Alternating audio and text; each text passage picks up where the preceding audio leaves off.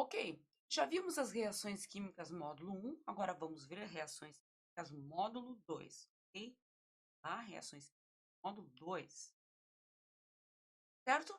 Então, reações químicas. Reações químicas são transformações que ocorrem nos materiais. O material interage com outro material e se transforma, e esses materiais interagindo, eles se transformam num terceiro material ou num quarto. Dois materiais reagem entre si e se transformam num terceiro, num quarto, certo? Então, há várias formas de interação e de reação química. Ok? Por exemplo, tem uma reação química que acontece no nosso dia a dia, muito comumente, que é a oxidação de alguns metais. Por exemplo, aqui a gente tem uma esponja de aço. O que tem lá na esponja de aço? Depois a gente vai ver. Ok? A esponja de aço, quando eu coloco vinagre, eu formo uma solução amarelada e a evolução de bolhas, certo? Essa reação nós já fizemos.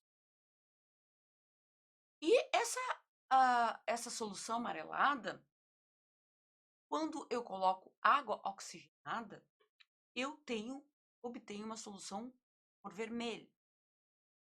Então é essa, mais tarde veremos. Ok? Continuo prosseguindo com as reações químicas. Dessa vez eu pego uma parte da solução esverdeada, amarelada, mais duas partes da solução avermelhada e coloco hidróxido de sódio, certo? Ou soda cáustica, que está presente em alguns produtos de limpeza, como o diabo verde. E eu obtenho partículas muito finas no fundo do frasco, certo? E uma parte em solução que fica em cima do frasco, certo? E essas partículas muito finas são nanopartículas de ferro, partículas paramagnéticas, que são usadas na medicina, no tratamento de células doentes e também no diagnóstico de algumas doenças, certo? Então, essas partículas têm poder de ser atraída pelo ímã, então pode ser administrado algum medicamento nessas partículas, colar algum medicamento nessas partículas, injetar numa célula e depois essa célula, esse medicamento, passear por toda a região da célula, através de um ímã, né, com o auxílio de um ímã, tratar essa célula com esse medicamento, quando a célula é muito específica, dando que haja contágio, que haja efeitos colaterais pela administração de uma dose muito grande de medicamento. Então, são partículas paramagnéticas que, através dessa reação, são formadas. Uma doméstica pode formar produtos de interesse na medicina. Nós já fizemos isso em anos no laboratório. Podemos fazer esse ano também. Se tiver, beleza. Então, símbolos e fórmulas. Então, a química se utiliza de muitos símbolos e muitas fórmulas para se comunicar, para que essa comunicação seja uma comunicação aceita e entendida mundialmente. Okay? Então, o símbolo e as fórmulas representam, respectivamente, o símbolo, um elemento químico, e as fórmulas, as substâncias, os materiais dos quais a gente está falando. Então, a gente tem exemplo aqui de elemento: hidrogênio, oxigênio, carbono, nitrogênio, ferro e sódio. E a substância hidrogênio molecular, que é uma substância que é formada por dois átomos de hidrogênio, diferente do elemento químico. Aqui eu represento o elemento químico, mas eu digo que são dois átomos de hidrogênio que formam a substância hidrogênio. Tá? A substância oxigênio também é formada por dois átomos de oxigênio. A substância ozônio é formada por três átomos de oxigênio. E a substância água é formada por dois átomos de oxigênio mais um átomo de oxigênio, dois átomos de hidrogênio mais um átomo de oxigênio. O CO2, que é o ar que a gente expele na respiração, formado por um átomo de carbono e dois átomos de oxigênio. A substância amônia, ok, que é usada em produtos de limpeza, é simbolizado por essa fórmula aqui, NH3, um átomo de nitrogênio e três átomos de hidrogênio, tá? Então, aqui a gente tem os símbolos de alguns elementos, certo? E a maioria deles é formada pela primeira letra, certo? Quando é necessário uma segunda letra, a segunda letra vai ser em minúsculo. E muitos símbolos têm origem no latim, certo? Por isso que eles não têm uma referência, eles não têm uma semelhança com o nome do elemento, certo? Então aqui a gente tem o cobre, que é Cu, vem do latim cuprum. O ouro também é aurum em latim, prata é argentum. O que mais que a gente pode dizer?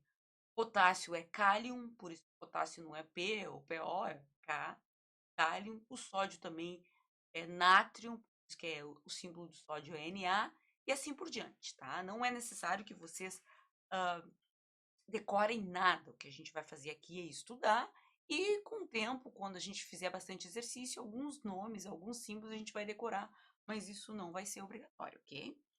Então, é isso. Então, substâncias simples e compostas. Quais são as diferenças entre uma substância simples e composta? Por exemplo, aqui a gente tem a fórmula da água, tá? Representada por essas esferas aqui, uma esfera de oxigênio e duas esferas de hidrogênio, H2O. Então, a água é uma substância composta. Por que composta? Composta porque ela é formada por dois tipos de átomos. Tem um átomo de oxigênio e tem um átomo de hidrogênio na composição da água, certo? Portanto, é uma substância composta. Já o oxigênio é uma substância simples. Por quê? Porque nós temos aqui átomos de oxigênio, só átomos de oxigênio. Embora sejam dois, é o mesmo tipo de átomo para formar a substância oxigênio. Ok? Isso é exemplo de uma substância. Aqui a gente tem a sacarose, está composta, que está presente no açúcar, certo? Então, o nosso açúcar, é a molécula de sacarose, é uma molécula, é uma substância composta também. Ela tem átomos de carbono, representados pelas esferas escuras, pretas ali, e átomos de oxigênio e átomos de hidrogênio. Então, uma substância composta. Simples, são aquelas formadas por só um tipo de elemento, okay? E as substâncias compostas são formadas por mais de um elemento, ok? Mais de um tipo de elemento. Okay? Agora vamos ver aqui a lei da conservação da massa, muito importante e que rege as reações químicas, ok? Então aqui a gente tem 16 gramas de oxigênio mais 2 gramas de hidrogênio, formando uma molécula de água. Tem 18 gramas. Então, se a gente mexer, então a gente vê que aqui as 16 gramas e as 2 gramas se aglutinaram para formar a molécula de água. Não houve perda de massa, não houve ganho de massa. A massa se conservou. Isso sempre tem que acontecer nas reações químicas, ok? Temos outra lei também que rege as reações químicas, são a lei das proporções definidas, certo? Então aqui nós temos 16 gramas de hidrogênio reagindo com 2 de hidrogênio, formando 18 gramas de água. Okay. Se eu mexer nessas proporções, se eu mexer na proporção de um dos reagentes, eu tenho que mexer na proporção dos demais também para obter o produto. Então aqui a gente dobrou a concentração, dobrou a massa de todos os reagentes. E a gente obteve também o dobro da massa do produto, certo? E aqui a gente dividiu por 2, né? Da primeira reação para a segunda, a gente dividiu por 2 o primeiro reagente e também o segundo reagente a gente também teve que dividir por 2. Há casos em que a gente reduz só a quantidade de um dos reagentes, ok? Mas a reação, ela tem uma proporção. Então não adianta eu colocar mais desse reagente aqui. Por exemplo, se eu colocasse ao invés de 8 gramas, mantivesse as 2 gramas de hidrogênio, não importa. Essas 8 gramas só vai reagir com 1 grama de hidrogênio e vai sobrar, certo? Elas obedecem a uma proporção. Então eu vou ter um excesso desse que eu colocar a mais. Não adianta. E eu vou formar também sempre a mesma quantidade, tá, de produto. Não importa se eu tenha colocado o excesso de agentes. Eles têm uma proporção que é regida pela equação. Então, aqui vamos falar que o ferro, ele está presente na nossa esponja de aço. Não é o ferro que reage. Quando a gente bota lá a esponja de aço para reagir com vinagre, é o ferro da esponja que está reagindo. E no vinagre, quando a gente coloca lá o vinagre para reagir, é o hidrogênio presente no vinagre que vai reagir com o ferro, certo? E o ferro, ele vai passar para a solução. O ferro metálico, ele vai passar para a solução nesse formato aqui, que a gente vai estudar mais tarde o que significa o formato aqui. Então, esse ferro vai ficar na solução. Isso que a cor muda. A solução que tem ferro, ela fica com essa cor aqui. Tá? E o hidrogênio, ele vai ser transformado em bolhas de hidrogênio molecular. Então, a gente vai tirar o hidrogênio que está presente lá na solução do vinagre na forma de bolhas. Ele vai sair na forma de bolhas, tá? E essa parte aqui do ácido não vai reagir, vai ficar lá na solução, certo? É isso que acontece, a transformação. Depois a gente vai ver maiores detalhes a respeito dessa transformação. Aqui eu proponho exercícios para vocês. A siderurgia é o ramo da indústria que visa a obtenção de ferro a partir de seus minérios. Um desses minérios, denominado hematita, contém a substância óxido ferroso.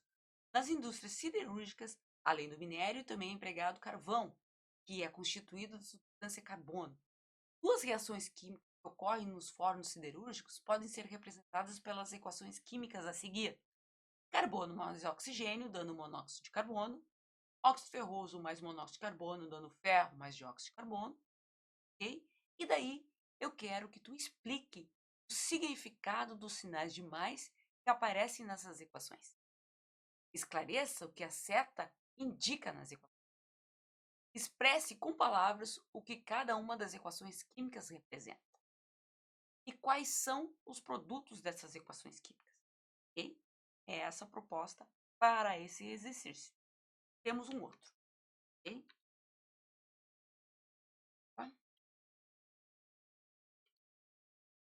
Em uma série de experimentos químicos, seguindo todas as normas de segurança laboratorial, as substâncias nitrato de amônio, nitrito de amônio e amônia foram submetidas a condições que provocaram sua decomposição.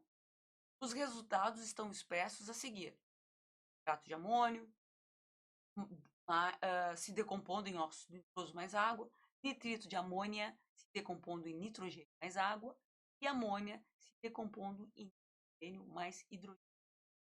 Duas das substâncias produzidas foram submetidas a condições adequadas para serem decompostas e os resultados foram óxido nitroso se decompondo em oxigênio e água se decompondo em oxigênio mais hidrogênio. Testando substâncias nitrogênio, hidrogênio e oxigênio, os químicos verificaram que elas não se decompõem em nenhuma circunstância. Fundamentado nessas informações, realize as atividades abaixo. No texto acima foram citados 8 substâncias. Relacione o nome delas em seu caderno. Tá? Coloque o nome das 8 substâncias que estão sendo relacionadas aí. Quais das 8 substâncias são substâncias simples? Tá? Relacione o nome delas em seu caderno. Quais das 8 substâncias relacionadas são substâncias compostas? Relacione ela em seus cadernos. Tá? Então é isso que eu quero que vocês façam. Certo? A aula vai estar lá no Classroom. Ok? E eu quero que vocês façam atividade, realizem atividade em seus cadernos, tirem uma foto, mandem lá para o Classroom ou mandem para o nosso grupo WhatsApp ou mandem para os 2 canais. Preferência para os 2, tá bom? É isso por enquanto. Cuidem-se.